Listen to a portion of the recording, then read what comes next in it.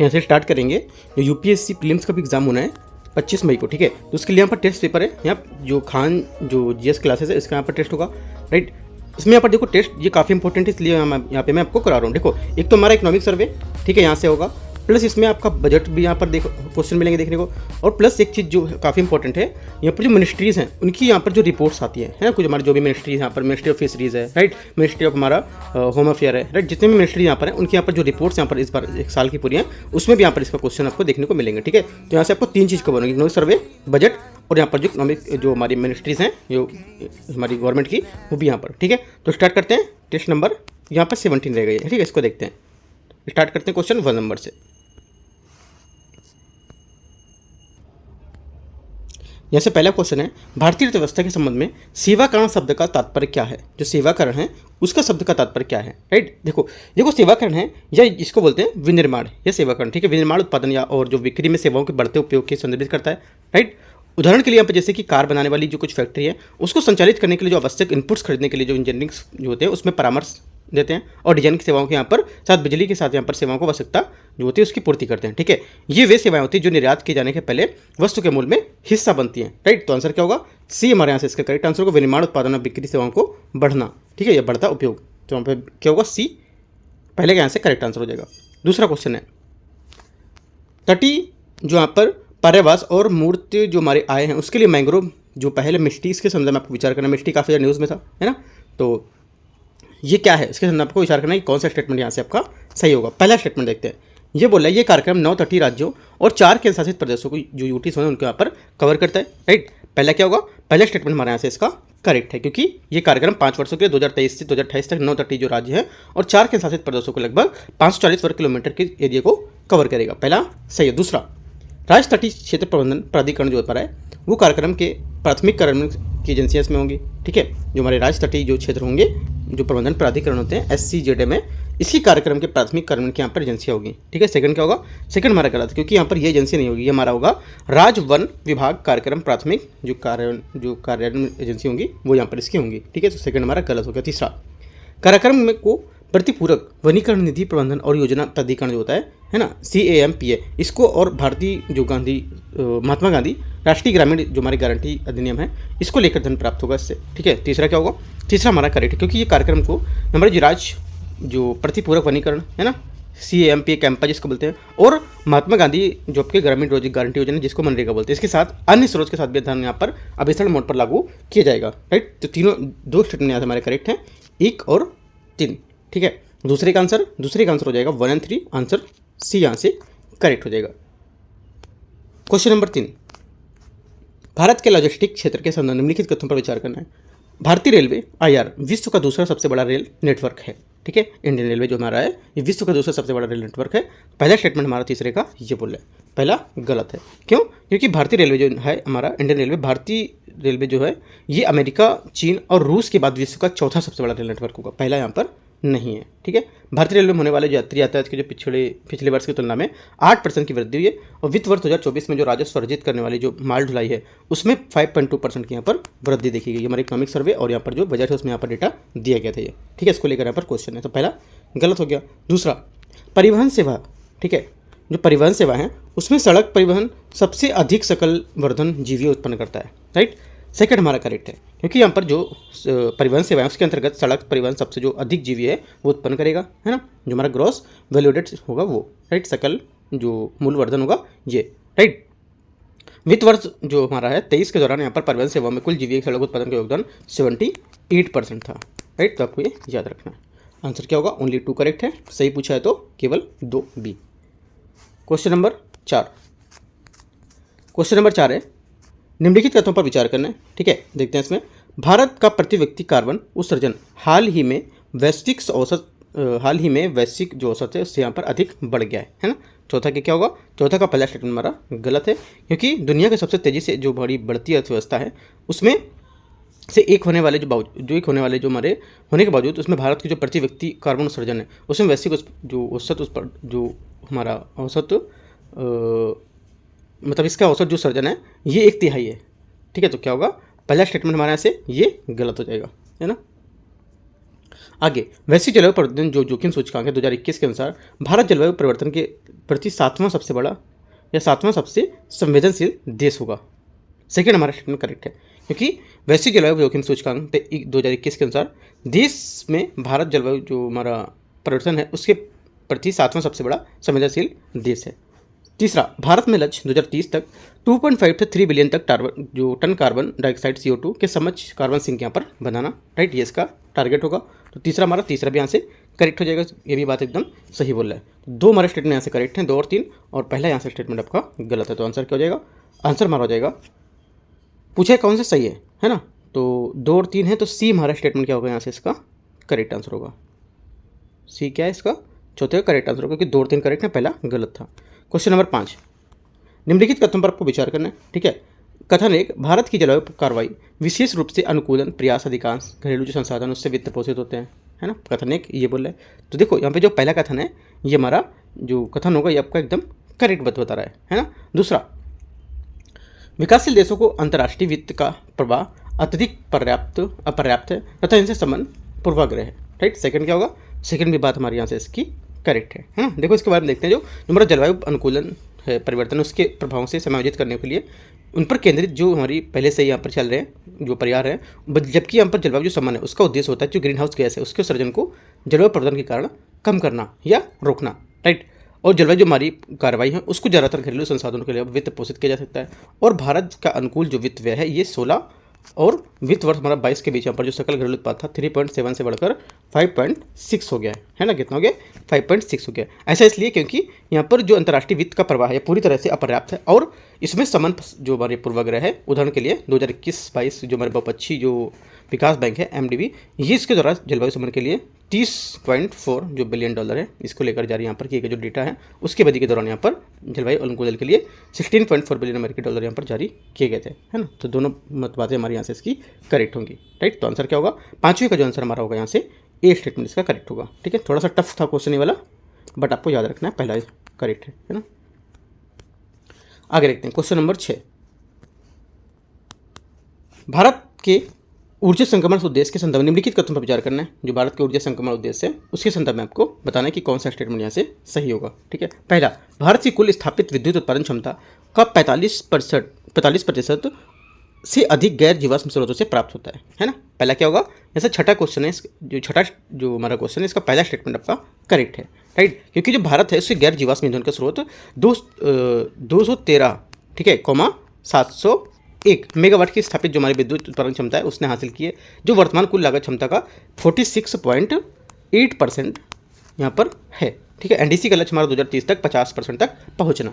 तो पहला हमारा स्टेटमेंट करेक्ट हो गया। दूसरा, भारत में विश्व प्राकृतिक गैस भंडार का 10% भाग उपलब्ध है, जिससे प्राकृतिक गैस कोयले का एक जो विश्वसनीय विकल्प है वो बन गया है, राइट। सेकंड क्या है? सेकंड हमारा गलत है, क्योंकि कोयला भारत का एकमात्र विश्वसनीय जो ऊर्जा स्रोत है वो बना हुआ है जिसका कोई भरोसेमंद विकल्प नहीं है। उदाहरण के लिए भारत के पास जो दुनिया के कोयला भंडार उसका 10% है, लेकिन जो हमारा प्राकृतिक गैस भंडार केवल 0.7% ही है, ठीक है। तो आंसर आपका क्या होगा?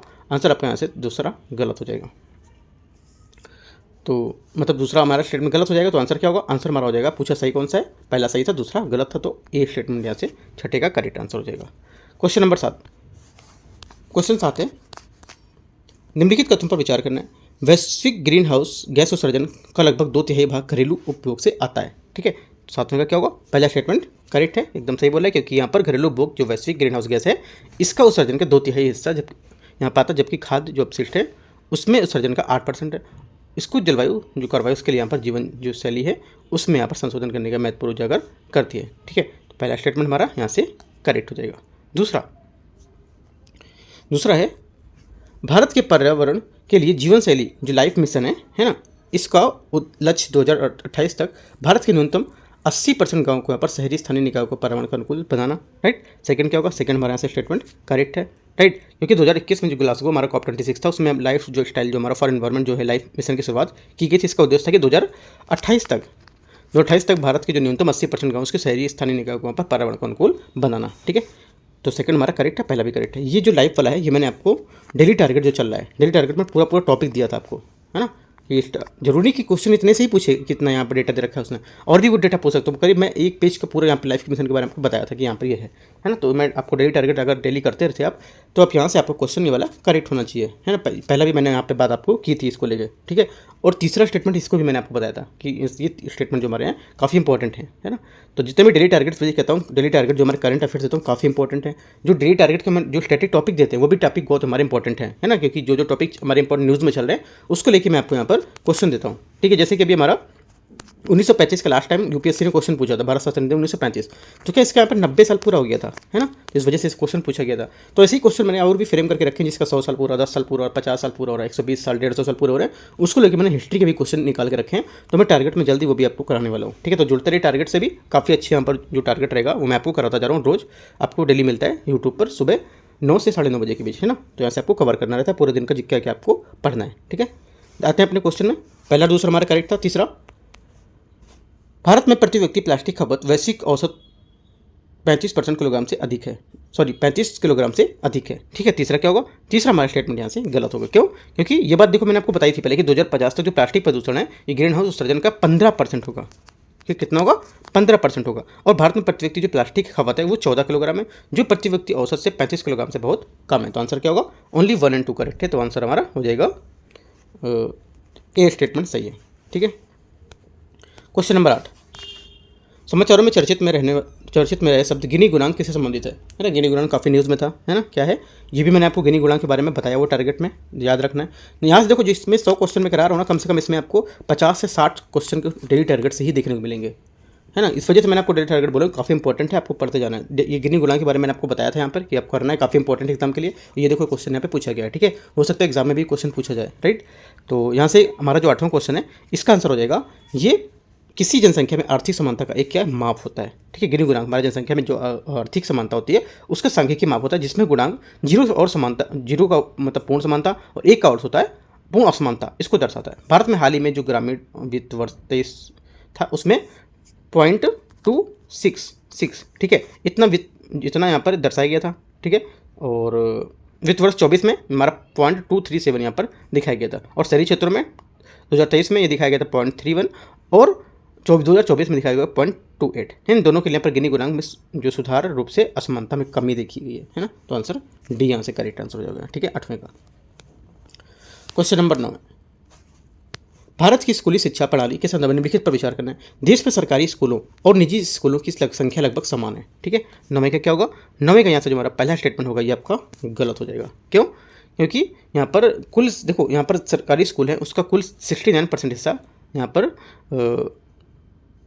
इसमें होगा, ठीक है। और 50% छात्रों को नामांकित करते हैं, जिसमें से क्या है यहाँ पर 51 शिक्षकों को यहाँ पर रोजगार देते हैं, जबकि यहाँ पर जो निजी स्कूल होंगे 22% और 32% छात्रों को यहाँ पर नामांकित करते हैं और 38% शिक्षकों को रोजगार देते हैं। पहला डेटा हमारे यहाँ से गलत हो गया। दूसरा, भारत में स्कूली शिक्षा के प्राथमिक स्तर पर 90% से अधिक सकल नामांकन यहाँ पर प्राप्त कर लिया है। सेकेंड यहाँ से हमारा करेक्ट है, क्योंकि सकल नामांकन का अनुपात जो हमारा GER जिसको बोलते हैं, है ना, इसका प्राथमिक स्तर जो है ये 93% और माध्यमिक स्तर पर हमारा 77.4% और उच्चतर जो स्तर पर हमारा 56.2% यहाँ पर बताया गया है ना। तुम्हारा ये स्टेटमेंट आपको जो करेक्ट रहेगा, हमारा इकोनॉमिक सर्वे में बात बताई गई थी, ठीक है।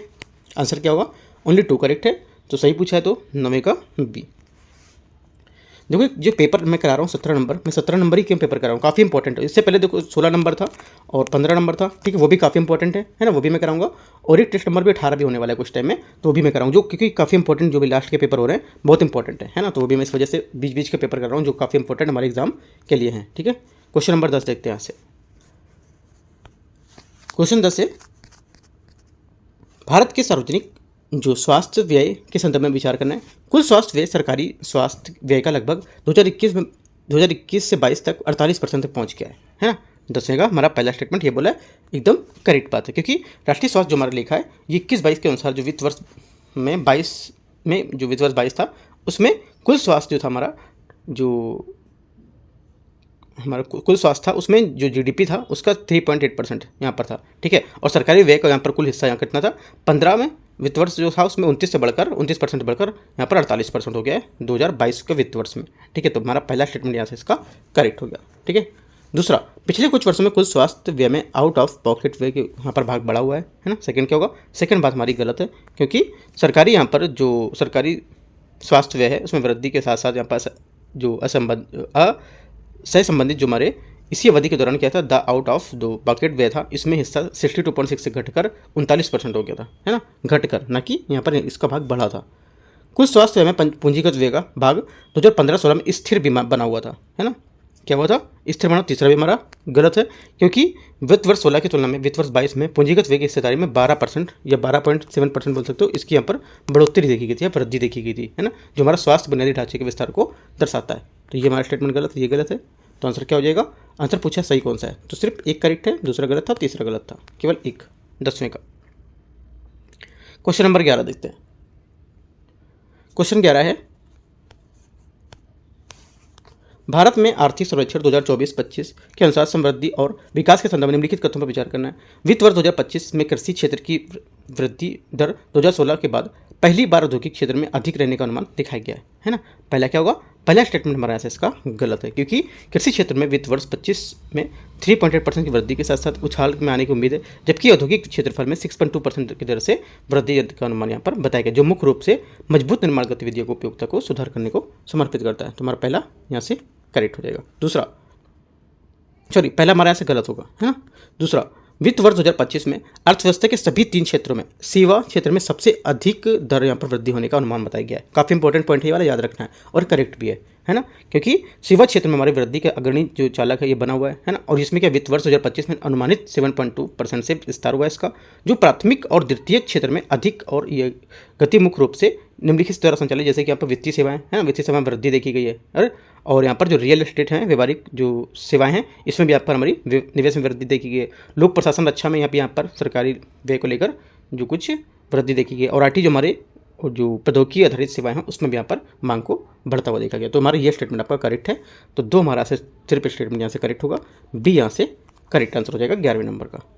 यहाँ से 12 नंबर क्वेश्चन है, इसमें बोला है आर्थिक सर्वेक्षण 2024-25 के अनुसार भारत में मुद्रास्फीति के संदर्भ में निम्नलिखित कथनों पर आपको विचार करना है, ठीक है।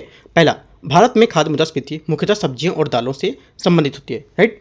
तो पहला क्या होगा, पहला स्टेटमेंट हमारे यहाँ से इसका करेक्ट है, राइट, क्योंकि यहाँ पर जो पिछले मतलब यहाँ पर 2 वर्ष हैं उसमें भारत की जो यहाँ पर खाद्य मुद्रास्फीति दर है वो स्थिर बनी हुई है, और यहाँ पर जो चरम मौसम की स्थिति के कारण चक्रवात, भारी बारिश, इसको लेकर यहाँ पर ये सब्जी का उत्पादन है उसमें यहाँ पर आपूर्ति श्रृंखला को यहाँ पर प्रभावित करती है, जिससे क्या खुदरा जो हमारी कीमतें उससे प्रभावित होती हैं, ठीक है। सेकंड, पहला हमारा सही होगा। दूसरा, विगत वर्ष की तुलना में 2025 में उपभोक्ता खाद्य जो मूल्य सूचकांक है CFPI, ये इसमें कमी आई है, राइट। सेकंड क्या होगा, सेकंड हमारे यहाँ से गलत है ना, क्योंकि यहाँ पर जो खाद्य जो मूल्य सूचकांक है इसमें यहाँ पर 24 के यहाँ पर देखते हुए 7.5%, ठीक है, उससे बढ़कर यहाँ पर जो वित्त वर्ष 25 उसमें 8.4% यहाँ पर हो गए, तो यहाँ बढ़ी हुई है, तो यहाँ पर कमी नहीं आई है। तो आंसर क्या होगा, पहला आपका करेक्ट है, दूसरा आपका यहाँ से गलत होगा, ठीक है। तो आंसर होगा 12 नंबर का सही पूछा है, तो हमारा ए यहाँ से इसका करेक्ट आंसर हो जाएगा। क्वेश्चन नंबर 13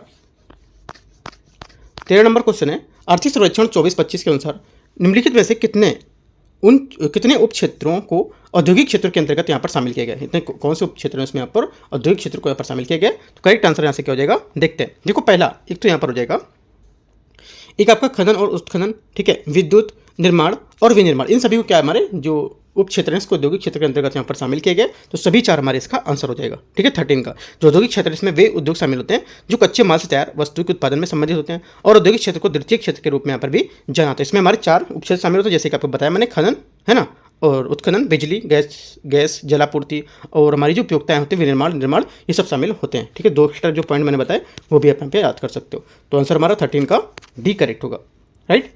14 देखते हैं। 14 है, आर्थिक सर्वेक्षण 2024-25 के संदर्भ में निम्नलिखित पर विचार करना है। कथन 1, भारत में वित्त वर्ष 2024 में पहली बार निजी गैर वित्तीय क्षेत्र के लिए बैंक क्रेडिट का GDP अनुपात उन्नत अर्थव्यवस्थाओं से यहाँ पर अधिक हो गया था, ठीक है। कथन हमारा एक यहाँ पर 14 का ये बोला है, राइट। तो जो पहला कथन हमारे यहाँ से ये गलत होगा। क्यों गलत है, क्योंकि यहाँ पर जो निजी गैर वित्तीय जो हमारे क्षेत्र हैं इसमें भारत का जो बैंक ऋण है और सकल घरेलू उत्पाद उसका अनुपात अमेरिका और ब्रिटेन, जो जापान जैसी यहाँ पर जो हमारी उन्नत अर्थव्यवस्था होंगी, ठीक है, उनकी तुलना में कम है, और उभरती बाजार अर्थव्यवस्थाओं की तुलना में ये अनुपात सभी जो है यहाँ पर दिखा रहा है उससे कम है, लेकिन यहाँ पर इंडोनेशिया, मैक्सिको से अधिक माना जाएगा। तो हमारा पहला गलत हो गया। दूसरा, चालू वित्त वर्ष में बैंक ऋण में स्थिर दर से वृद्धि हुई है। सेकंड क्या होगा, सेकंड हमारे यहाँ से करेक्ट है, क्योंकि यहाँ पर जो चालू वित्त वर्ष में बैंक ऋण में स्थिर दर से वृद्धि यहाँ पर बनी हुई, जिसमें क्या है जिससे हमारा ऋण वृद्धि जमा वृद्धि के अनुसार अनुरूप है, और अनुसूचित वाणिज्यिक जो बैंक है उसके जो लाभ प्रदाता हैं उसमें लगातार इससे सुधार हुआ, जैसा कि यहाँ पर सकल जो हमारा जो अनर्चक स्थिति थी उसमें यहाँ पर गिरावट का पता चलता है। ठीक है, तो सेकंड हमारा स्टेटमेंट इसका करेक्ट हो जाएगा, पहला गलत है। तो आंसर क्या होगा, आंसर हमारा 14 का आंसर हो जाएगा आपका। 14 का आंसर क्या होगा, 14 का आंसर होगा आपका डी, है ना, पहला गलत था और दूसरा सही था। 15 नंबर देखते हैं यहाँ से 15 है, वित्तीय वर्ष 2020-21 और 23-24 के बीच, है ना, 20-21 मतलब 21 और यहाँ पर जो 20 और यहाँ पर 23, है ना, इसके बीच हमारा जो अवधि थी उसकी अर्थव्यवस्था में संदर्भ में आपको विचार करना है 20-23 की अवधि में, इसमें सकल घरेलू उत्पाद के प्रतिशत के रूप में पूंजीगत व्यय लगातार कम हो रहा है इससे, है ना। पहला क्या होगा, पहला स्टेटमेंट हमारे यहाँ से इसका गलत है, क्योंकि यहाँ पर जो हाल ही में जो पेश जो वर्ष आर्थिक सर्वेक्षण 24-25 का उसमें सकल घरेलू उत्पाद जीडीपी को विदेशी मुद्रा भंडार और राजकोषीय घाटा पूंजीगत व्यय और आदि सहित यहाँ पर जो भारतीय अर्थव्यवस्था है उसके बारे में आंकड़े उपलब्ध कराए थे। इसमें सकल घरेलू उत्पाद की जो हमारे प्रतिशत है उसके रूप में यहाँ पर पूंजीगत जो 20-21 था और 20-23 के बीच में जो वृद्धि देखी गई थी वो यहाँ पर इसमें बताया। ठीक है, यहाँ पर जो कमी हो रहा है ये यहाँ गलत हो जाएगा। ठीक है, बोल रहा है कि यहाँ पर लगातार कमी हो रही तो गलत हो गया, क्योंकि यहाँ पर वृद्धि देखी गई है। औद्योगिक उत्पादन सूचकांक में निरंतर वृद्धि हो रही है, जो हमारा औद्योगिक उत्पादन सूचकांक है इसमें वृद्धि हो रही है, तो ये भी हमारा स्टेटमेंट गलत है, क्योंकि औद्योगिक उत्पादन सूचकांक हमारा आईआईपी जिसको बोलते हैं, है ना, इसमें 2020 से 21 में लगातार नहीं बढ़ा, क्योंकि यहाँ पर आईआईपी ने बाद के वर्ष में सुधार और वृद्धि के संकेत दिखाए थे, लेकिन यहाँ पर बीच में यहाँ क्या है ये कम हो गया था। ठीक है, तो आंसर हमारा ये गलत हो जाएगा, पहले भी गलत है और दूसरा भी गलत है। आंसर क्या होगा, 15 का आंसर हमारे यहाँ हो जाएगा डी स्टेटमेंट। ठीक है, यहाँ से 16 नंबर क्वेश्चन है, आर्थिक सर्वेक्षण 2024-25 के संदर्भ में निम्नलिखित कथनों पर विचार करना है। विगत 5 वर्षों में भारत का विदेशी ऋण तेजी से कम हुआ है ना, जो भी 5 वर्षों में देखा गया जो भारत का विदेशी ऋण है तेजी से कम हुआ है, तो पहला स्टेटमेंट हमारा ये बोल रहा है। तो पहला हमारा ऐसा स्टेटमेंट आपका गलत होगा, क्योंकि पिछले कुछ वर्षों में भारत का जो विदेशी ऋण है लगभग स्थिर रहा है, राइट, ना पे कम हुआ है ना ही बढ़ा है। सितंबर 2024 है ना, सितंबर 2024 में इसके अंत के सकल घरेलू उत्पाद जो था उसमें विदेशी का ऋण का अनुपात हमारा 19.4% था। ठीक है, तो पहला हमारा यहाँ से गलत हो गया। दूसरा, वित्त वर्ष 2024 की तुलना में वित्त वर्ष 2025 में सकल जो प्रत्यक्ष हमारा विदेशी निवेश है एफडीआई इसमें प्रभाव में व्यापार वृद्धि हुई है, राइट। सेकंड क्या होगा, सेकंड हमारे यहाँ से करेक्ट है, क्योंकि वित्त वर्ष 24 की तुलना में वित्त वर्ष 25 में सकल हमारा विदेशी जो प्रत्यक्ष निवेश है इसमें प्रभाव में 17.9% के यहाँ पर वृद्धि देखी गई है ना। लंबी अवधि में भारत की जो एफडीआई है उसके प्रभाव में अप्रैल 2000 से सितंबर 2024 में $1 ट्रिलियन अमेरिकी डॉलर के आंकड़े पार कर गया। ये भी इंपॉर्टेंट पॉइंट हमारा, तो ये भी आपको याद रखना है। ठीक है, आंसर क्या हो जाएगा, आंसर हमारा 16 का हो जाएगा आपका बी स्टेटमेंट, केवल 2 सही है। क्वेश्चन नंबर 17 देखते हैं, निम्नलिखित पर विचार करना है। प्राकृतिक गैस, उर्वरक, कोयला और विद्युत, ठीक है, इसमें से उपयुक्त कोर सेक्टर उद्योगों को उनके आवंटित भारांश है उसके बढ़ते क्रम में आपको अवस्थित करना है। ठीक है, मतलब व्यवस्थित करना है या अवस्थित करना है। तो देखते हैं इसमें, देखो यहाँ पर जो हमारा 17 का रहेगा इसमें पहला तो आपका आ जाएगा, यहाँ से पहला आपका आएगा विद्युत। ठीक है, विद्युत हमारा जो फरवरी 2025 के दौरान विद्युत उत्पादन जो था इसमें यहाँ पर 19.85% के यहाँ पर तुलना में जो फरवरी 2024 की तुलना में यहाँ पर 2.8% के ऊपर वृद्धि देखी गई। तो पहला हमारा विद्युत हो जाएगा, राइट। दूसरा, पहला 4th नंबर आ गया। दूसरा हमारे यहाँ से होगा कोयला। ठीक है, कोयला होगा यहाँ से, तो कोयला क्या होगा, कोयला का उत्पादन जो हमारा है ये 10.3% से फरवरी 2025 के दौरान यहाँ पर जो बढ़ा है 24-25 के बीच में ये 1.7% बढ़ा हुआ है। ठीक है, तो हमारा हो जाएगा कोयला 4.3, है ना। उसके बाद हमारा होगा प्राकृतिक गैस 1.431। प्राकृतिक गैस कितना, प्राकृतिक गैस हमारा उत्पादन जो था ये 6.8% कितना फरवरी 25 से फरवरी 24 के दौरान यहाँ पर इतना बढ़ा हुआ है, जिसमें से 6% यहाँ पर घटा था। ठीक है, तो यहाँ से और फरवरी से अप्रैल के बीच के दौरान जो हमारा इसका संचयी जो सूचकांक था उसके पिछले इसकी बाद की तुलना में 1% मतलब 0.1% घट गया था, तो ये 1 आ गया। उसके बाद हमारा आएगा उर्वरक 2। उर्वरक में क्या है, यहाँ पर 10.2% की वृद्धि देखी गई है ना, और इसका यहाँ पर जो 2025 के दौरान इसका संचयी सूचकांक पिछले वर्ष की तुलना में यहाँ पर 2.4% बढ़ा था। तो ये हमारा इसके आंकड़े हो जाएंगे 4312। तो आंसर क्या होगा, आंसर हो जाएगा 4312 डी में आ रहा है यहाँ पे। ठीक है, तो हमारा डी 17 का करेक्ट आंसर है। 18 नंबर देखते हैं। 18 नंबर है, भारत में व्यापार प्राप्त छूट प्रणाली जो है उसके संदर्भ में आपको विचार करना है। बैंक और सूक्ष्म लघु और मध्यम जो उद्यम है उसमें दोनों ही यहाँ पर ट्रेड्स विक्रेता के रूप में भाग ले सकते हैं, है ना। तो 18 का क्या होगा, पहला स्टेटमेंट यहाँ से गलत होगा, क्योंकि केवल सूक्ष्म और लघु उद्यम जो हमारे यहाँ पर MSME है ये भी यहाँ पर इस विक्रेता के रूप में भाग ले सकते हैं। इनको अपने आकार और ऋण की पात्रता के कारण पारंपरिक जो हमारे वित्तीय संस्थान है इससे प्राप्त ऋण की चुनौतियों का सामना करना पड़ता है और ऋण प्राप्तियों को कार्यशील जो यहाँ पर पूंजी उसमें परिवर्तित करने के लिए, यहाँ पर एक तंत्र प्रदान करने के लिए समस्या को कम करने में सहायता करता है। ठीक है, पहला हमारे इस वजह से गलत हो गया ये। दूसरा, अनुसूचित बैंक जो स्टॉक एक्सचेंज में सूचीबद्ध नहीं है उन्हें भी यहाँ पर ट्रेड्स प्लेटफॉर्म में वित्तीय पदार्थों के रूप में भाग लेने की अनुमति नहीं होती है। सेकंड हमारा ये भी गलत है ना? क्यों? क्योंकि जो बैंक हमारा जो सूचीबद्ध है या गैर सूचीबद्ध है, इनको गैर बैंकिंग वित्तीय जो हमारी कंपनी है एनबीएफसीज, इनके फैक्टर दोनों को यहाँ पर ट्रेड्स प्लेटफॉर्म में फाइनेंशियल में भाग लेने की अनुमति होती है। यहाँ पर बोला कोई अनुमति नहीं होती, तो गलत हो गया ये। दोनों बातें हमारी यहाँ से गलत है, तो आंसर क्या होगा? 18 का जो आंसर हमारा होगा, यहाँ से पूछे कौन से कथन गलत हैं, तो दोनों गलत हैं। सी हमारा क्या हो जाएगा? 18 का करेक्ट आंसर हो जाएगा। अलग पूछता है इनमें से कौन सा सही है, तो हमारा आंसर डी होता, लेकिन इसके क्वेश्चन के हिसाब से हमारा चलेगा तो यहाँ से सी करेक्ट आंसर हो जाएगा। क्वेश्चन 19 है, वित्तीय वर्ष 2023-24 के दौरान भारत के सेवा क्षेत्रों में प्रत्यक्ष विदेशी निवेश एफडीआई इक्विटी प्रवाह के संदर्भ निम्नलिखित कथनों में से कौन सा क्रम उन्हें प्राप्त एफडीआई इक्विटी के प्रवाह के आधार पर अवरोही क्रम यहाँ पर जो होते हैं उसके मतलब उच्चतम से निम्न के रूप में व्यवस्थित करता है ना? कौन सा करेगा आपको ये बताना है। ठीक है, देखो कौन सा करेगा, इसमें तो हमारा पहला हो जाएगा यहाँ से, एक तो पहला हमारा यहाँ से होगा वित्तीय सेवा, ठीक है, जो हमारा फाइनेंशियल जो सर्विसेज होती हैं, है ना ये। दूसरा हमारा यहाँ से क्या हो जाएगा? दूसरा होगा बीमा, ठीक है, इंश्योरेंस होगा, और बैंकिंग सेवा। लास्ट हमारा जो बैंकिंग सर्विसेज होंगे वो यहाँ पर होगा। तो हमारा आंसर क्या हो जाएगा? ए यहाँ से 19 का करेक्ट आंसर हो जाएगा। ठीक है, 20 नंबर देखते हैं। भारत में सड़क परिवहन के संदर्भ में निम्नलिखित कथनों पर विचार करना है। ठीक है, पहला, भारत में संयुक्त राज्य अमेरिका और चीन के बाद विश्व का तीसरा सबसे बड़ा सड़क नेटवर्क है। राइट, पहला क्या होगा? पहला स्टेटमेंट हमारा यहाँ से गलत है, क्योंकि भारत 6.4 मिलियन के साथ साथ यहाँ पर किलोमीटर के सड़क जो नेटवर्क उसके साथ संयुक्त राज्य अमेरिका के बाद दूसरे स्थान पर है। इसके बाद यहाँ पर तीसरे स्थान पर जो चीन है वो आता है और चौथे स्थान पर ब्राजील है। ठीक है, तो यहाँ पर ये गलत हो जाएगा। दूसरा, भारत सरकार ने निजी टैक्सी जो चालक हैं उनके कल्याण के लिए प्रोजेक्ट अभय यहाँ पर शुरू किया है। राइट, सेकंड क्या होगा? सेकंड भी यहाँ पर हमारा गलत होगा, क्योंकि मार्च 2024 में शुरू की गई परियोजना अभय ग्रामीण विकास एवं जो प्रौद्योगिकी केंद्र है क्रेड CRDT और IIT जो हमारा है दिल्ली, उसके द्वारा यहाँ पर फोरसाइट फाउंडेशन के सहयोग से सड़क परिवहन एवं राजमार्ग मंत्रालय के लिए यहाँ पर जो समर्थित पहल है ना, इसको यहाँ पर लॉन्च किया। इसका उद्देश्य होगा कि ट्रक ड्राइवरों की दृष्टि से यहाँ पर जो उनकी स्वास्थ्य सामाजिक सुरक्षा है उसके कल्याण पर ध्यान केंद्रित करना। ठीक है ना, कि यहाँ पर जो निजी टैक्सी चालक होंगे उनको लेकर। तो भी गलत हो गया। आंसर क्या होगा? आंसर हमारा 20 नंबर है, इसका हो जाएगा आपका। दोनों बातें गलत है तो सही पूछा है कौन सा, तो यहाँ पर कोई सही नहीं है, तो आंसर क्या होगा? डी। ना तो एक सही है और ना ही दो। 21, भारतीय फार्मास्यूटिकल्स जो हमारी है उद्योग के संदर्भ में निम्नलिखित कथनों पर विचार करना है। पहला, भारत विश्व में मात्रा की दृष्टि से फार्मास्यूटिकल्स का तीसरा सबसे बड़ा उत्पादक है। ठीक है, 21 का यहाँ से क्या होगा?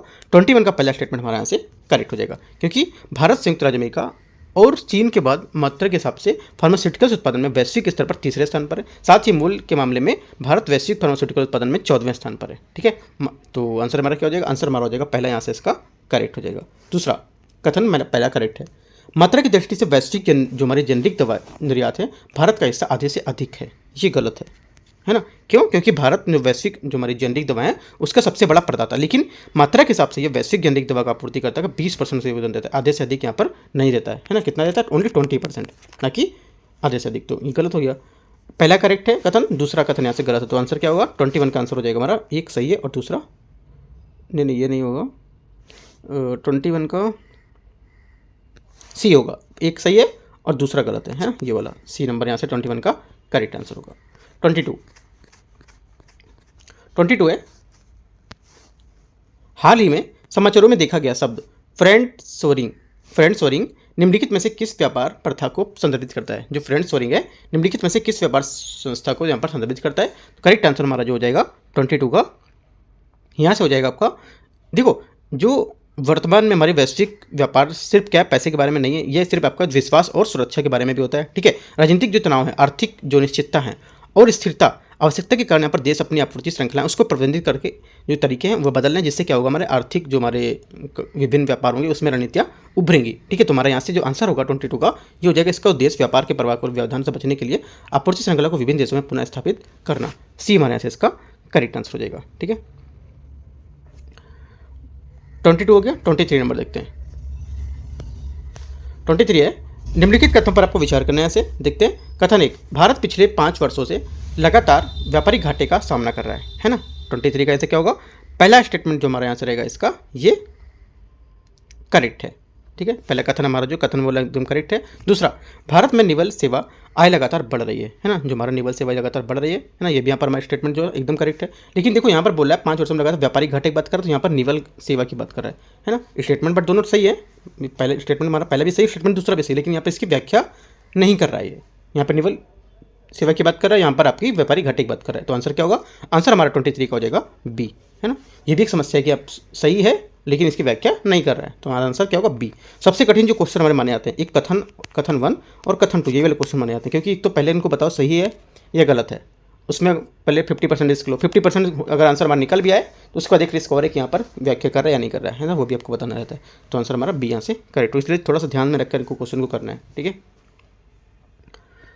अगर क्वेश्चन ये वाले नहीं आते हैं, एक कथन 1 और कथन बी, तो आप इन क्वेश्चनों को नहीं छूना है, ये चीज़ आपको याद रखना है। अगर आपको 50% भी आपको आता है तो आप उनको अटेम्प्ट कर सकते हो।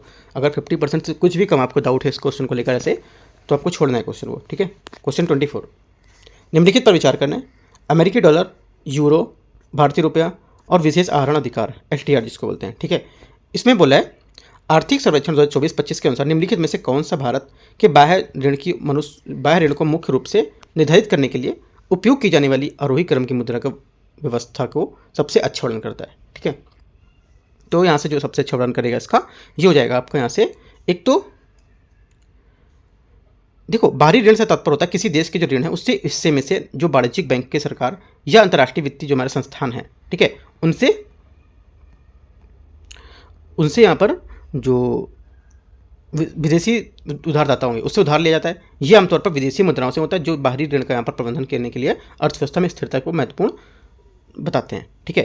तो यहाँ से हमारा देखो पहला जो होगा यहाँ से एक तो हो जाएगा 24 वाले का, 24 का हमारा स्टेटमेंट होगा, एक तो हो जाएगा आपका 24 में, हाँ ये हो जाएगा पहले तो हमारा यूरो, ठीक है, यूरो होगा, अमेरिकी डॉलर, ठीक है। और उसके बाद यूरो हमारा 3% है, उसके बाद हमारा यहाँ से हो जाएगा आपका यूरो के बाद आपका होगा विदेशी आहरण अधिकार SDR जिसको बोलते हैं, ठीक है। ये कितना होगा? 5%, 3%, 5%, है ना। उसके बाद आपका यहाँ से होगा ये हो गया, उसके बाद आपका हो जाएगा भारतीय रुपया, है ना। भारतीय रुपये कितना है? 31.2%, 31.2%। उसका जो सबसे ज़्यादा आपका आएगा अमेरिकी डॉलर 53.4%। तो इस टाइप से आंसर हमारा 24 का क्या हो जाएगा? 24 का आंसर हमारा हो जाएगा यहाँ से ए स्टेटमेंट यहाँ से करेक्ट है। 25 देखते हैं। जैसे 25 नंबर क्वेश्चन है, भारत के शेयर बाजार के और भारत के जो पूंजीकरण है उसके संबंध में आपको यहाँ पर विचार करना है कि कौन सा यहाँ पर कथन गलत है इसके, है ना।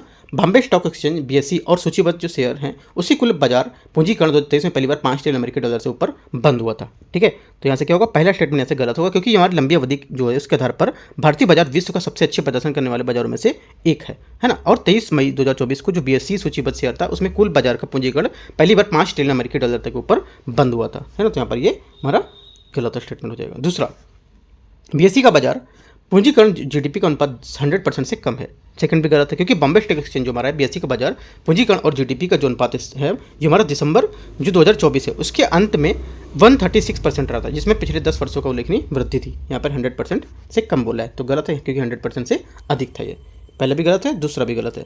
तीसरा, भारत का पूंजीकरण और सकल घरेलू उत्पाद का अनुपात जापान से अधिक है, ठीक है, जापान से अधिक, ये भी हमारा गलत है, क्योंकि जापान से अधिक यहाँ पर नहीं था, है ना, जापान से कम था ये, तो ये भी हमारा गलत है। आंसर पूछा है कौन से गलत हैं, तो 25 का हमारा जो आंसर हो जाएगा यहाँ पर सभी 3 गलत हैं, सी।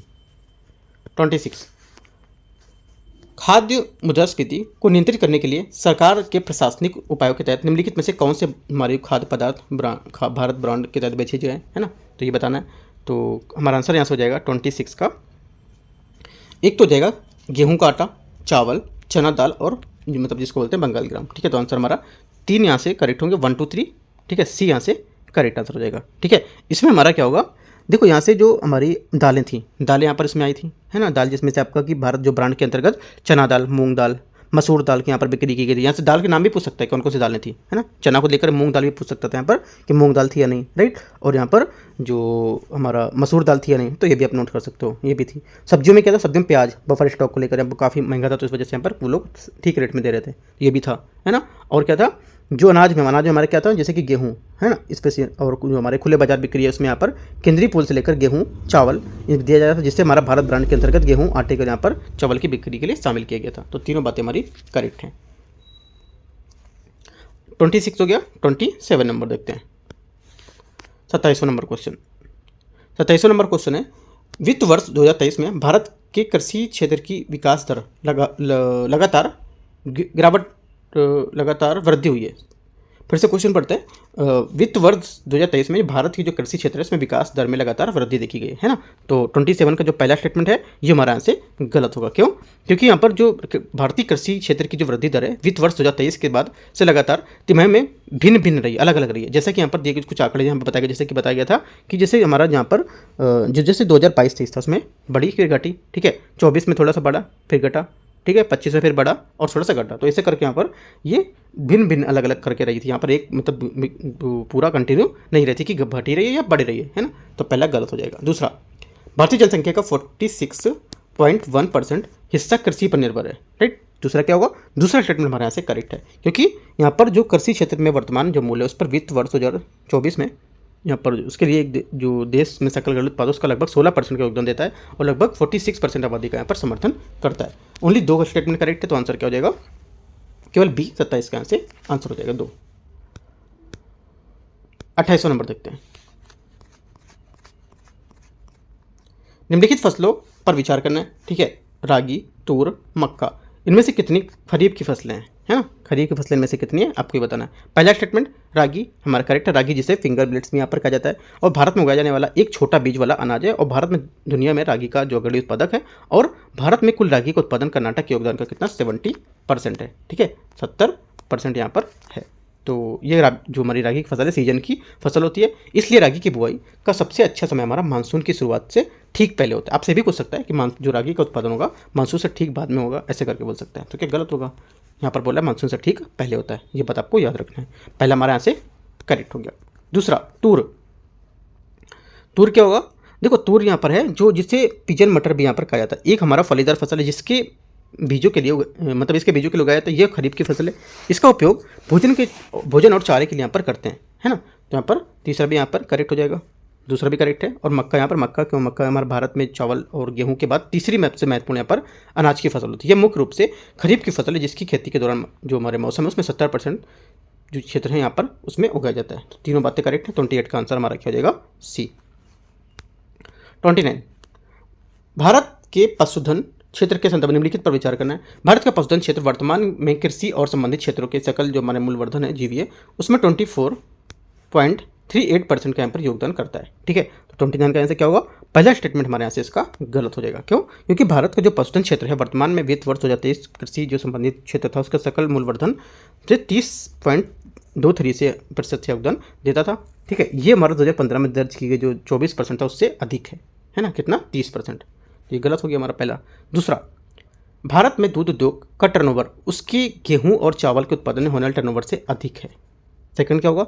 सेकंड हमारा करेक्ट है ना। क्योंकि भारत का जो दूध उद्योग है हमारा 11.16 लाख करोड़ रुपए, राइट, से अधिक राजस्व उत्पन्न करता है, जो धान और गेहूं जैसी जो फसल है उसके कुल उत्पादन से यहाँ पर बहुत अधिक है। तो हमारा सेकंड करेक्ट हो जाएगा। आंसर क्या होगा? 29 का बी यहाँ से करेक्ट आंसर हो जाएगा। 30 नंबर, भारत में रोजगार परिदृश्य के संदर्भ में निम्नलिखित कथनों पर विचार करना है। वित्त वर्ष 2018 से कुल रोजगार में विनिर्माण और सेवा क्षेत्र की हिस्सेदारी में वृद्धि हो रही है, ठीक है। पहला क्या होगा? 30 का आंसर जो पहला स्टेटमेंट है ये गलत होगा। क्यों? क्योंकि यहाँ पर उद्योग और सेवा क्षेत्रों में वित्त वर्ष 18 और वित्त वर्ष यहाँ पर 24 के बीच जो रोजगार की हिस्सेदारी उसमें गिरावट देखी गई है। इस अवधि के दौरान विनिर्माण 12.1 है ना, मतलब 12.1% से 11.4% की सेवा यहाँ पर ये तक गिर गया था इसमें, ठीक है। तो आंसर क्या होगा? पहला हमारा स्टेटमेंट इसका गलत होगा, वृद्धि यहाँ पर नहीं हुई है। दूसरा, भारत में नवीकरणीय ऊर्जा क्षेत्र में जलविद्युत सबसे बड़ा नियोक्ता बनकर उभरा है। सेकंड क्या होगा? सेकंड हमारे यहाँ से करेक्ट है, क्योंकि अंतर्राष्ट्रीय नवीकरण ऊर्जा एजेंसी जो है IRENA, इसके अनुसार भारत में नवीकरणीय ऊर्जा क्षेत्र ने वित्त वर्ष 23 तक जो हमारा जो 1 मिलियन नौकरियाँ थी उसको सृजित की थी। इसमें जल विद्युत सबसे बड़ा नियोक्ता यहाँ पर देखा गया था, जो लगभग करीब 45 लाख है ना, 45 लाख यहाँ पर जो नौकरियाँ उसको उत्पन्न किया हुआ था, जो वैश्विक जो हमारा जो हिस्सा है उसका कुल 20% था, ठीक है। तो सेकंड हमारे यहाँ से करेक्ट होगा। तीसरा, हाल के वर्षों में कार्यबल में स्वनियोजित श्रमिकों का अनुपात बढ़ा है ना, बड़ा है ऐसा बोला है। तो तीसरा क्या है, तीसरा आंसर हमारा करेक्ट होगा, क्योंकि यहाँ पर जो कार्यबल नियोजित श्रमिक उनका अनुपात जो हमारा है 52% से बढ़कर 58% हो गया है, जो बढ़ती उद्यमशीलता गतिविधि को लेकर यहाँ पर व्यवस्था को प्राथमिकता के उद्देश्य को दिखाता है। ठीक है, तो ये बढ़ा हुआ है, ये भी हमारा करेक्ट है। पूछा सही कितने, तो 2 सही है, 2 और 3 आंसर क्या हो जाएगा यहाँ से सी, यहाँ से 30 का करेक्ट आंसर हो जाएगा। 31 है, निम्नलिखित पर विचार करना है, कथन 1 और कथन 2। भारत में महिला श्रम बल भागीदारी दर जो है इसमें क्या है, वृद्धि देखी गई है ना। तो 31 का क्या हो जाएगा, पहला स्टेटमेंट, यहाँ से पहला स्टेटमेंट हमारा इसका ये रहेगा, ये करेक्ट है। ठीक है, दूसरा, भारत की ग्रामीण महिला श्रम शक्ति भागीदारी दर पिछले वर्षों से क्या बढ़ रही है ना। सेकंड क्या होगा, सेकंड भी हमारे यहाँ से करेक्ट होगा, क्योंकि भारत में महिला श्रम भागीदारी जो है यहाँ पर ये वित्त वर्ष 18 से बढ़कर यहाँ पर जो वित्त वर्ष 23 है, मतलब जो 23-24 चला था उसको यहाँ पर लेकर बढ़ी हुई थी, है ना। ये वृद्धि मुख्य रूप से ग्रामीण जो हमारी वृद्धि है उसको यहाँ पर प्रेरित कर रहा है, और ये दोनों जो बोल रहे हैं डिटेल यहाँ पर दे रहा है, इसके बारे में दोनों में बढ़े हुए थे ये। ठीक है, तो आंसर हमारा दोनों बातें एकदम करेक्ट है और इसकी व्याख्या कर रहा है, क्योंकि यहाँ पर श्रम बल भागीदारी बता रहा है और यहाँ पर भी महिला की श्रम बल भागीदारी बता रहा है। ठीक है, तो दोनों आंसर हमारे करेक्ट हैं और इसकी व्याख्या भी कर रहा है। 32 नंबर देखते हैं। समाचारों में अक्सर देखा जाने वाला शब्द प्लेटफॉर्माइजेशन किसको संदर्भित करता है। देखो, जो प्लेटफॉर्माइजेशन है ये मैंने आपको डेली टारगेट में टॉपिक बताया हुआ था। ठीक है, इंपॉर्टेंट था, उस टाइम में मैंने बताया था आपको, यहाँ पे क्वेश्चन पूछा गया है। तो करेक्ट आंसर हमारा 32 का हो जाएगा आपका, ये कार्य प्रक्रिया में समन्वय के लिए डिजिटल प्लेटफॉर्म और हमारे एल्गोरिदम का उपयोग करता है। ठीक है, बी हमारा क्या 32 का करेक्ट आंसर हो जाएगा। ठीक है, जो हमारा प्लेटफॉर्माइजेशन है, जिसे कार्य का प्लेटफॉर्माइजेशन भी कहा जाता है, ये कार्य प्रक्रियाओं में समन्वय के लिए डिजिटल प्लेटफॉर्म और यहाँ पर एल्गोरिदम के लिए उपयोग को संदर्भित करता है ना। प्लेटफॉर्म वर्क जिसे गिग इकोनॉमी भी कहा जाता है, तेजी से बढ़ रहा है, जिससे क्या है यहाँ पर जो स्विगी, उबर, जो ब्लिंकिट जैसे जो हमारे फर्म है, इनकी वृद्धि यहाँ पर देखी गई है ना। भारत में गिग वर्कर्स के यहाँ पर वित्त वर्ष 30 तक यहाँ पर 23 करोड़ रुपये तक यहाँ पर जो रहने का अनुमान यहाँ पर लगाया जा रहा है। ठीक है, तो आंसर हमारा क्या होगा 32 का बी स्टेटमेंट यहाँ से करेक्ट हो जाएगा। 33, निम्नलिखित पर विचार करना है, कथन 1, कथन 2। कृत्रिम बुद्धिमत्ता AI को अपनाने से श्रमिकों पर विस्थापन का प्रभाव पड़ा है और नौकरी छूट सकती है। राइट, 32 का यहाँ से 33 का जो पहला स्टेटमेंट है ये स्टेटमेंट हमारा करेक्ट है, एकदम सही डिटेल बता रहा है। दूसरा, कृत्रिम बुद्धिमत्ता AI का मानव श्रम में उत्पादकता को कम करने का प्रभाव है। ठीक है, देखो जो हमारे कृत्रिम बुद्धिमत्ता बोला AI, इसका मानव श्रम की जो उत्पादकता है इसको कम करने का प्रभाव है। राइट, सेकंड हमारा गलत, क्योंकि प्रौद्योगिकी को श्रम और विस्थापित करने के बावजूद यहाँ पर उनकी उत्पादकता को बढ़ा सकता है ना, कम नहीं करेगा। तो यहाँ पर ये गलत हो जाएगा। आंसर क्या होगा, आंसर हमारे यहाँ से हो जाएगा ओनली 1 करेक्ट है, तो 33 का आंसर हमारा सी हो जाएगा, यहाँ से ये करेक्ट है, दूसरा गलत है। 34 देखते हैं। 34 है, निम्नलिखित में से कौन सा कथन हाल ही में समाचारों में आए शब्द जनरल पर्पस टेक्नोलॉजी GPT का सबसे अच्छा वर्णन करता है। ठीक है, देखो GT को जो सबसे अच्छा वर्णन करता है इनमें से ये हो जाएगा आपका, ये जो जनरल हमारे पर्पस टू टेक्नोलॉजी, ये हमारा ऐसे नवाचार है जिसके व्यापक अनुप्रयोग से जो कई क्षेत्रों में उपयोग और महत्वपूर्ण प्रभाव डालते हैं। भाप इंजन है ना, विद्युत जल के जनरेटर हैं, और जैसी जो विद्यार्थी हमारे GPT हैं उसको लेकर उत्पादकता को बढ़ाना और नए उद्योगों को बढ़ाकर लेगा जो अर्थव्यवस्था उसमें समाज में क्रांति लाना। ठीक है, और GPT को निरंतर नवाचार में बढ़ावा देना, जिससे क्या नए उत्पाद की सेवाएं हैं ज़्यादातर यहाँ पर विकसित होंगे, बढ़ेंगे, मॉडल बढ़ेंगे। ठीक है, जिससे आर्थिक विकास और यहाँ पर परिवर्तन को बढ़ावा मिलेगा, और आर्टिफिशियल इंटेलिजेंस, क्वांटम कंप्यूटिंग और नए टेक्नोलॉजी से तकनीकी को संभावित भविष्य को लेकर यहाँ पर इसमें जो विभिन्न क्षेत्र हैं इसमें यहाँ पर परिवर्तन करने की उम्मीद मिलेगी। ठीक है, तो आंसर क्या हो जाएगा 34 का डी स्टेटमेंट करेक्ट है। 35, मांग की लोच के संदर्भ में निम्नलिखित प्रश्नों कथनों पर आपको विचार करना है। देखते हैं इसको। पहला, किसी वस्तु की मांग को लोचदार तब माना जाता है जब मूल्य परिवर्तन के कारण मांग महत्वपूर्ण परिवर्तन होता है। ठीक है, तो 35 पर क्या होगा, पहला स्टेटमेंट हमारे यहाँ से करेक्ट है, क्योंकि मांग की लोच ये मापती की कीमत या आय में बदलाव की जो प्रति मांग है किस तरह से प्रतिक्रिया करती है, और लोचदार वस्तु को उस वस्तु के रूप में परिभाषित किया जाता है ये जहाँ कीमत में बदलाव से मांग को लेकर महत्वपूर्ण बदलाव होता है। तो पहला हमारा स्टेटमेंट यहाँ से करेक्ट हो जाएगा। दूसरा, जिन वस्तु में स्थानापत्र होते हैं उनकी लोच कम होती है। राइट, सेकंड क्या होगा, सेकंड गलत है। जहाँ पर किसी वस्तु की अधिक विकल्प या उपलब्धता होती है वहाँ उतनी ही मांग जो होती है, मांग उतनी ही अधिक लोचदार होती है। ठीक है, उदाहरण के लिए जैसे आप देख सकते हो कि एंड्रॉइड फ़ोनों की कीमत में वृद्धि होती है, तो क्या है, इससे एंड्रॉइड जो हमारे आईफोन और जो आईफोन है उसकी ओर स्थानांतरित हो जाते हैं, है ना। जिससे क्या है, जैसे कि लेकिन पेट्रोल की मांग को लेकर आमतौर पर कीमत में उतार चढ़ाव यहाँ पर जो स्थिति है वो एक कम लोच को दर्शाता है ना। तो सेकंड हमारा यहाँ से गलत है। तीसरा, उत्पादकता बढ़ाने वाली कृत्रिम बुद्धिमत्ता AI को अपनाने से उच्च मांग वाले लोच जो होते हैं उसके क्षेत्र में रोजगार सृजित हो सकते हैं। तीसरा क्या होगा, तीसरा हमारा करेक्ट है, क्योंकि उच्च लोच वाले मांग क्षेत्र के लिए एआई अपनाने के लिए संभावित रोजगार के रूप में यहाँ पर वृद्धि होगी, है ना, ये भी आपका करेक्ट होगा। 1 और 3 हमारे यहाँ से करेक्ट है, तो आंसर क्या हो जाएगा 35 का सी। 36 प्रधानमंत्री फसल बीमा योजना, इसके बारे में प्रधानमंत्री फसल बीमा योजना, ये इसमें पहला स्टेटमेंट है यहाँ पर विचार करने की कौन सा सही होगा। प्रीमियम की दृष्टि से ये विश्व का सबसे बड़ा फसल बीमा कार्यक्रम होगा, ठीक है। 36 का जैसे क्या होगा, 36 का यहाँ से जो पहला स्टेटमेंट होगा ये गलत है आपका, क्योंकि प्रधानमंत्री जो फसल बीमा योजना है ये नामांकन जो है इसके मामले में विश्व का सबसे बड़ा फसल बीमा कार्यक्रम है और प्रीमियम के आधार पर ये तीसरा सबसे बड़ा कार्यक्रम होगा। प्रीमियम के आधार पर तीसरा होगा और विश्व में जो यहाँ चला जा रहा है उसके हिसाब से यहाँ पर पहला होगा, ठीक है। तो पहला गलत हो गया। आगे देखते हैं। इस योजना के अंतर्गत हाल ही में यश टेक और विंड्स जैसे जो कई तकनीकी हस्तक्षेप यहाँ पर शुरू किए गए, ठीक है। सेकंड क्या होगा, सेकंड स्टेटमेंट हमारे यहाँ से करेक्ट है, क्योंकि इस योजना के तहत हाल ही में जो यश टेक है ना, YES और TECS टेक और विंड्स WINDS जो लॉन्च किए गए थे प्रौद्योगिकी, इनको उपयोग को लेकर यहाँ पर जो अनुमान यहाँ पर प्रणाली थी लगाई गई थी उसमें यहाँ पर रिमोट सेंसिंग तकनीकों को यहाँ पर उपयोग कर सकते हैं और मौसम की जो यहाँ पर जो सूचना नेटवर्क प्रणाली है उसको लेकर यहाँ पर ब्लॉक स्तर पर यहाँ भी आप स्वचालित कर सकते हैं, जिससे कि स्थानीय जो हमारी सुशासित जो परिकल्पना है वो ठीक ढंग से काम करेगी। तो सेकंड हमारा यहाँ से करेक्ट होगा। तीसरा, वित्त वर्ष 24 तक इस योजना के अंतर्गत 4 करोड़ किसानों को नामांकित किया जा चुका है। तीसरा क्या होगा, तीसरा भी हमारा यहाँ से करेक्ट है, क्योंकि जो वित्त वर्ष 2024 तक जो हमारे नामांकित किसान हैं उनकी संख्या 4 करोड़ तक पहुंच गई, जो वित्त वर्ष 2023 की अवधि में 3.17 करोड़ से 26% की यहाँ पर वृद्धि देखी गई है ना। आंसर क्या होगा, 36 का हमारा आंसर होगा, 2 और 3 दोनों, है ना। तो क्या हो जाएगा 36 का 2 और 3 मतलब बी स्टेटमेंट यहाँ से करेक्ट होगा। 37 नंबर 37 है, निम्नलिखित तथ्यों पर विचार करना है। पिछले 10 वर्षों से वैश्विक सेवा निर्यात में भारत की हिस्सेदारी में लगातार वृद्धि हो रही है, राइट। 37 का यहाँ से जो पहला स्टेटमेंट होगा ये करेक्ट है, क्योंकि वैश्विक सेवा निर्यात में भारत की हिस्सेदारी पिछले 2 दशकों से लगातार बढ़ रही है। इससे क्या वैश्विक वस्तु निर्यात यहाँ पर जो वस्तु निर्यात की हिस्सेदारी है उसमें उतार चढ़ाव के प्रभावित यहाँ पर आंशिक रूप से कम यहाँ पर सहायता करने को मिला है, ठीक है। तो पहला यहाँ से करेक्ट हो जाएगा। दूसरा, वित्त वर्ष 23-24 में वैश्विक सेवा निर्यात में भारत की हिस्सेदारी 10% अधिक रही है। सेकंड क्या होगा, सेकंड हमारा गलत है, क्योंकि भारत यहाँ पर जो वैश्विक स्तर पर 7वें स्थान पर है, जो वैश्विक सेवा निर्यात में 4.3 है ना 4.3% की हिस्सेदारी को प्रतिनिधित्व करता है।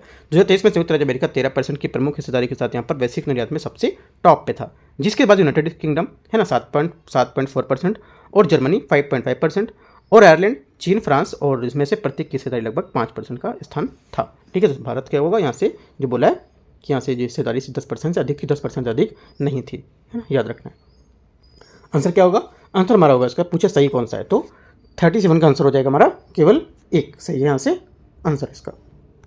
38 देखते हैं।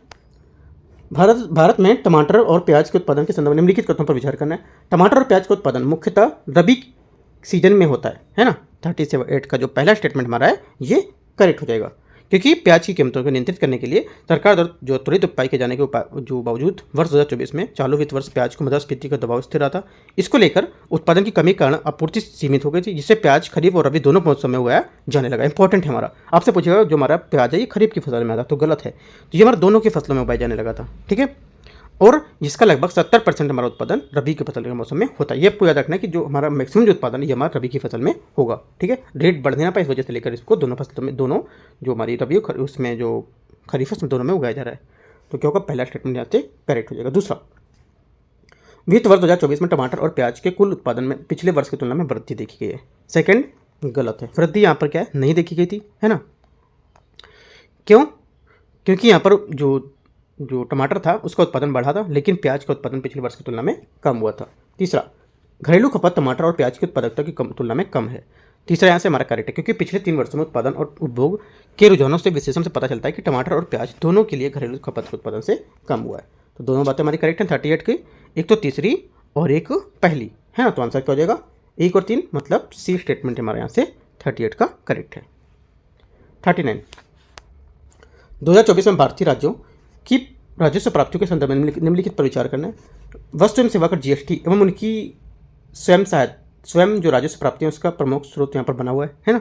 39 है इसका क्या होगा, पहला स्टेटमेंट हमारा जो आंसर रहेगा ये करेक्ट हो जाएगा, क्योंकि 23 राज्यों के लिए जो हमारा यहाँ पर GST था उसमें स्वयं की राजस्व प्राप्तियों के लिए राजस्व का मुख्य स्रोत था जिस पर मणिपुर, नागालैंड की सबसे अधिक निर्भरता क्रमशः 78% और 72% देखी गई थी। पहला स्टेटमेंट करेक्ट हो गया। दूसरा, सभी राज्यों में पश्चिम बंगाल की राजस्व प्राप्तियों में स्टाम्प और पंजीकरण शुल्क का हिस्सा सबसे अधिक है। राइट, सेकंड क्या होगा? सेकंड हमारा स्टेटमेंट गलत होगा, क्योंकि स्टाम्प और जो पंजीकरण, बिक्री, कर और राजस्व उत्पादक जो शुल्क है उसके संबंध में ORR संबंधित जो हिस्सेदारी है ये हासिल करने के लिए क्रमशः महाराष्ट्र, तमिलनाडु और पश्चिम बंगाल थे यहाँ पर। ठीक है, तो हमारा ये जो बोला है कि पश्चिम बंगाल राज्य सबसे, ऐसा यहाँ पर गलत हो गया।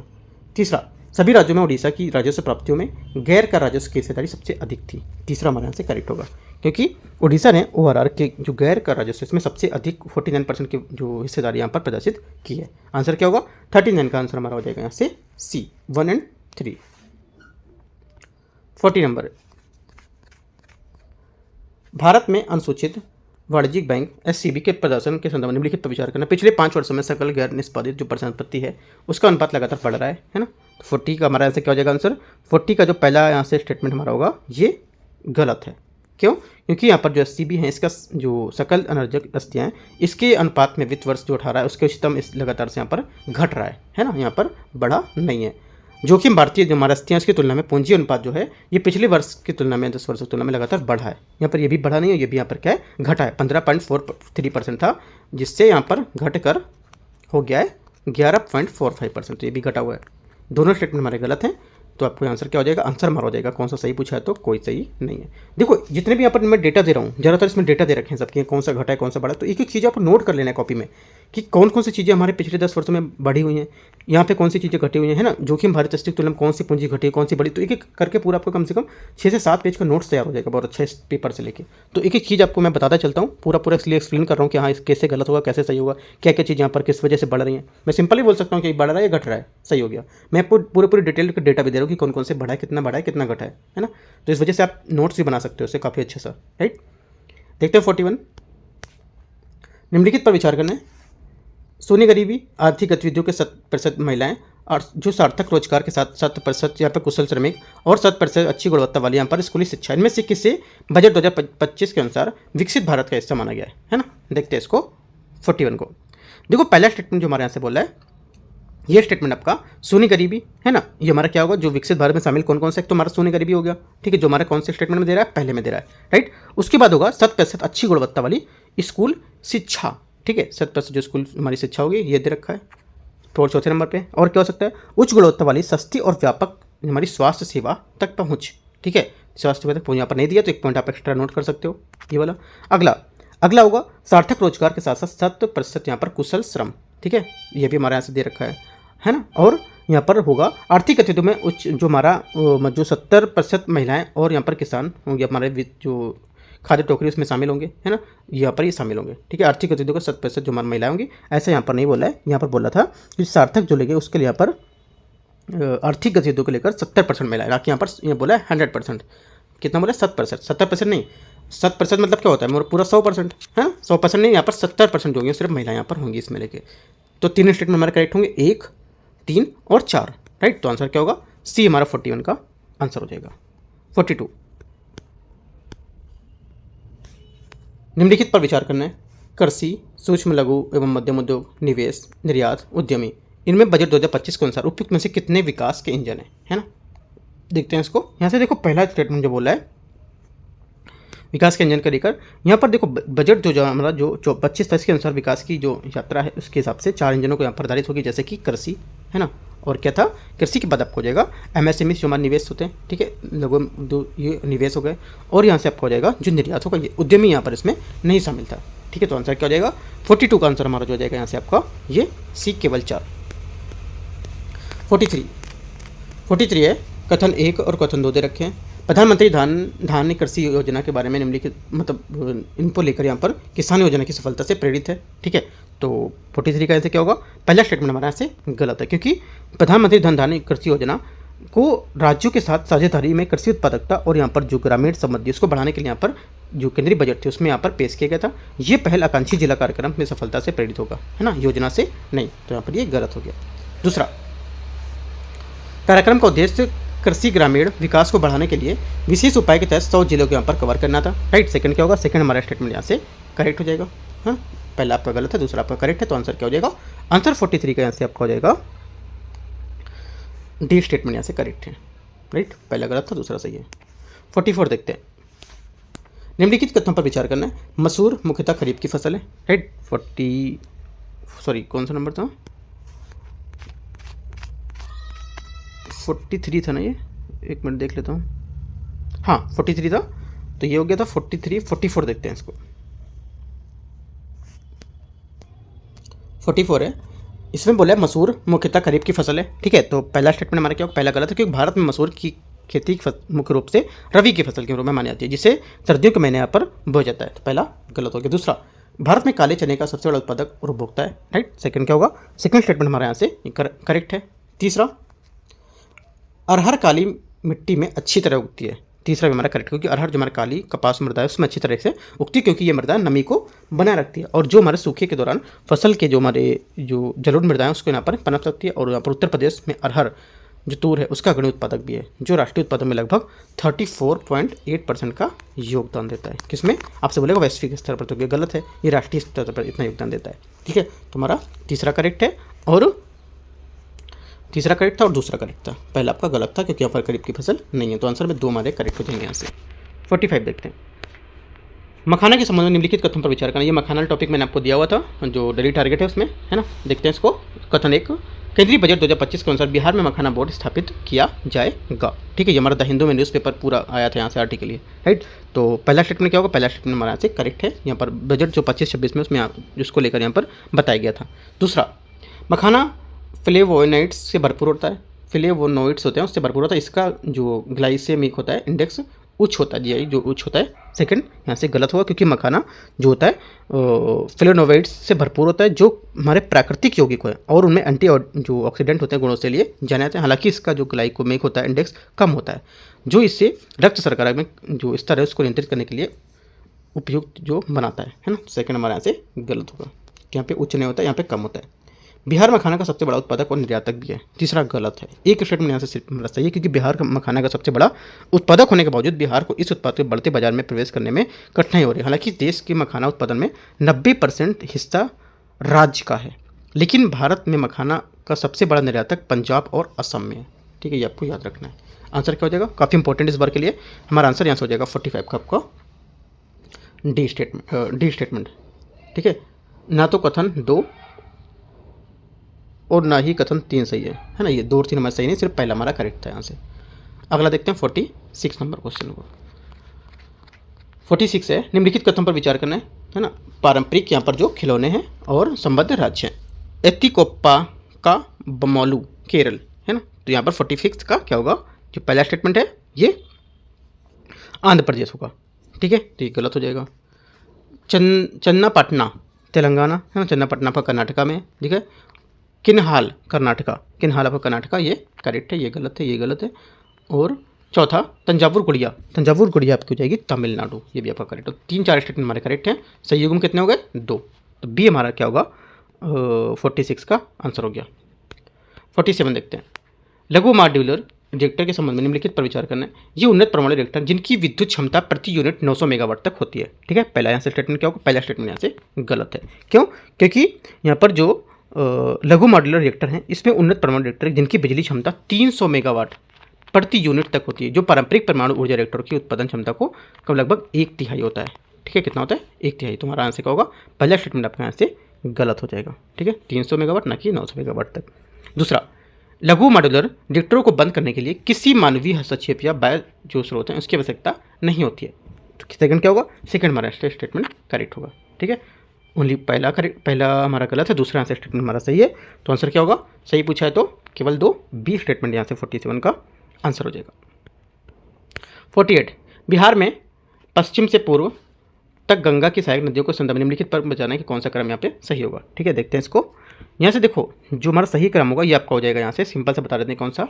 एक तो देखो यहाँ से गंडक, बागमती, कोसी, महानंदा, ये हमारे 4 यहाँ से इसके करेक्ट आंसर हो जाएंगे, ठीक है। तो बी हमारे क्या होगा? 48 का, जो बिहार के पश्चिम से पूर्व तक गंगा की सहायक नदियों के संदर्भ में ये स्टेटमेंट आपका करेक्ट होगा। गंडक, बागमती, ठीक है, और कोसी, महानंदा, राइट। आगे देखते हैं 49 नंबर क्वेश्चन। 49 यहाँ से निम्नलिखित में से कौन सी स्थिति हाल ही में भारत के केंद्रीय बजट 2025 में पेश किए गए शिप ब्रेकिंग क्रेडिट नोट का सबसे अच्छी तरह से दर्शाती है। करेक्ट आंसर क्या होगा? करेक्ट आंसर हमारा हो जाएगा हमारा सी स्टेटमेंट। भारत में जो जहाज है इसको तोड़ने वाली कंपनी जहाज़ों को जो नष्ट करने के लिए व्यापार योग क्रेडिट जो अर्जित करती है, जिसका उपयोग पर्यावरण अनुपालन की जो लागत है उसकी भरपाई करने और भारत में जो निर्मित जहाज है उसको खरीदने के लिए यहाँ पर किया जा सकता है। ठीक है, तो सी हमारा क्या होगा? 49 का करेक्ट आंसर हो जाएगा। ठीक है, ये जो हमारी जो केंद्रीय बजट में 2025 में घोषित की गई थी योजना शिप ब्रेकिंग क्रेडिट नोट योजना, इसका जो उद्देश्य था कि स्क्रैप मूल्य उसका 40% तक यहाँ पर क्रेडिट जो है नोट जारी करके यहाँ पर जहाज की स्क्रैपिंग को प्रोत्साहित करना। ठीक है, इंपॉर्टेंट है, बजट में यहाँ पर पेश किया गया था। 49 हो गया। 50 नंबर,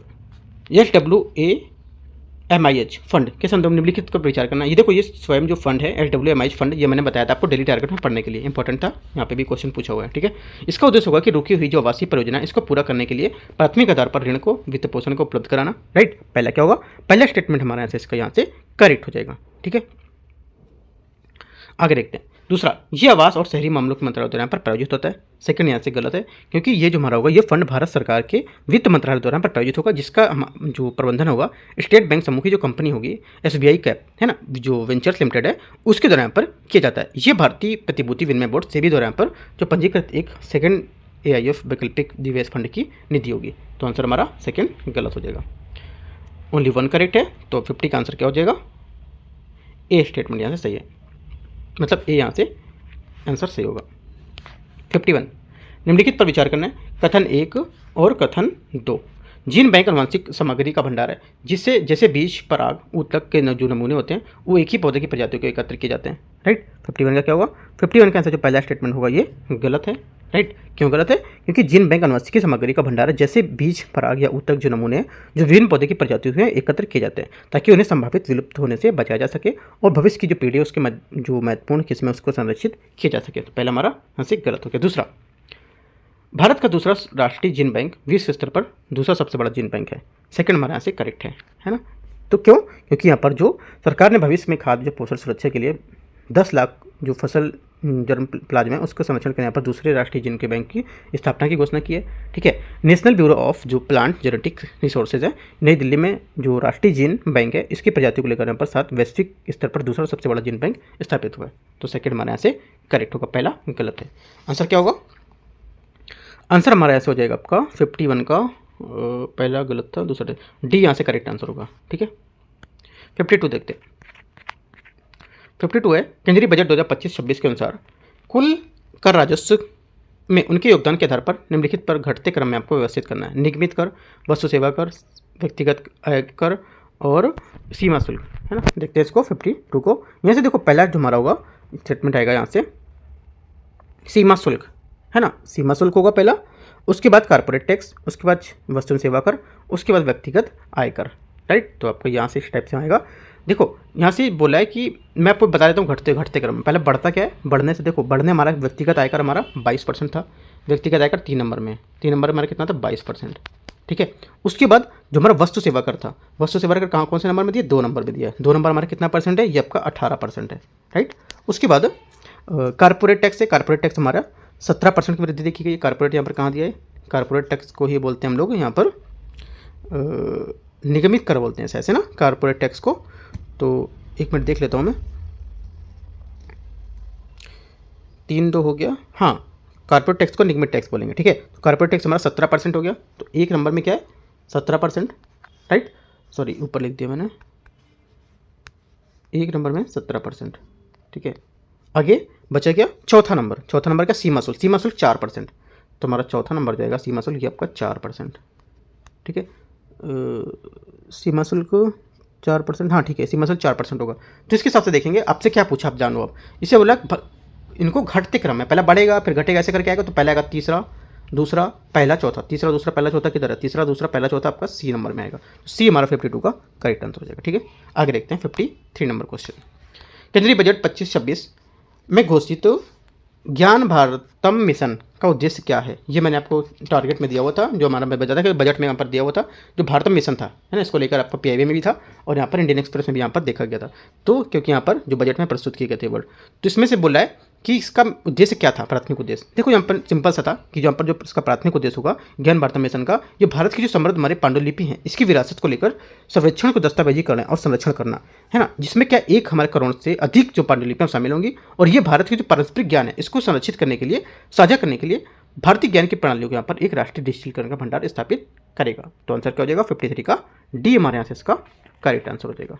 जो मैंने बताया इसका पांडुलिपि को करके यहाँ पर इसका एग्जांपल होगा, मतलब आंसर होगा। अगर थोड़ा सा पता होता कि ये जो हमारा था ये पांडुलिपि को करके था, तो और कहीं पांडुलिपि को लेकर यहाँ पर स्टेटमेंट दिया भी नहीं है, राइट। तो आंसर हमारा डी होता है यहाँ से। 54 है, निम्नलिखित कथनों पर कौन सा शब्द हाल ही में भारत के केंद्रीय बजट 2025 में पेश किए गए भारत ट्रेडनेट BTN के अर्थ को सबसे अच्छी तरह दर्शाता है। करेक्ट आंसर क्या होगा, करेक्ट आंसर हमारा हो जाएगा अंतर्राष्ट्रीय व्यापार में दक्षता बढ़ाने के लिए व्यापार दस्तावेजीकरण और वित्त पोषण समाधान की सुविधा प्रदान करने वाला एक केंद्रीकृत डिजिटल प्लेटफॉर्म होगा। ये यहाँ से हमारा इसका करेक्ट आंसर हो जाएगा, ठीक है। तो इस टाइप से देखो जो हमारा टेस्ट था इसका 100 क्वेश्चन में से मैंने आपको 54 क्वेश्चन करा दिए हैं, ठीक है। बचेंगे जो क्वेश्चन हमारे 46 करीब क्वेश्चन बचे हुए हैं वो मैं आपको यहाँ से करा दूंगा सेकंड पार्ट में, राइट। 55 नंबर क्वेश्चन से मैं आपको बाद में करा दूंगा, जो पार्ट नंबर यहाँ पर 2 रहेगा, राइट। तो देखते रहना, कोई डाउट रहेगा आप नीचे कमेंट में पूछ सकते हो। और देखो काफ़ी अच्छा टेस्ट है, इकोनॉमिक सर्वे, बजट और यहाँ पर जो हमारी रिपोर्ट्स हैं आपने देखा भी होगा, काफ़ी अच्छा टेस्ट पेपर, मतलब एक क्वेश्चन एक स्टेटमेंट को लेकर आपका बहुत अच्छे से क्लियर हो जाएगा। बजट इकोनॉमिक सर्वे का आपने पढ़ रखा है, नहीं भी पढ़ रखा है, अगर टेस्ट लगाएंगे थोड़ा बहुत उसको उसके हिसाब से पढ़ेंगे वो, तो काफ़ी चीज़ आपकी मजबूत होंगी। और यहाँ से काफ़ी मतलब कम से कम 3 से 4 क्वेश्चन आपको देखने को मिल सकते हैं, हो सकता है ज़्यादा मिल जाए या हो सकता है 1-2 ही क्वेश्चन मिले, लेकिन 1-2 से ज़्यादा हो सकते हैं। मैं तो कंफर्म कर सकता हूँ कि इस पेपर से 3 से 4 क्वेश्चन आपको मिलने की उम्मीद रहेगी, ठीक है। बाकी और बढ़ भी सकता है क्वेश्चन, राइट, क्योंकि एक एक चीज़ यहाँ पर आपको कवर की गई है। इंडिकेटर्स जो हमारे होते हैं जो गवर्नमेंट्स के यहाँ जो हमारे सूचक हैं, है ना, और संकेतक ये सब आपके दिए हुए हैं। और यहाँ पर एक एक करके डेटा भी सबके दे रखे हैं, ठीक है। सरकारी योजनाओं की अब जो बात यहाँ पर की गई है तो सब यहाँ पर काफ़ी इंपॉर्टेंट चीज़ें हैं। इस वजह से मैंने आपको टेस्ट पेपर ही कराया, क्योंकि मैंने देखा तो काफ़ी इंपॉर्टेंट था ये, ठीक है। तो all the best, thank you.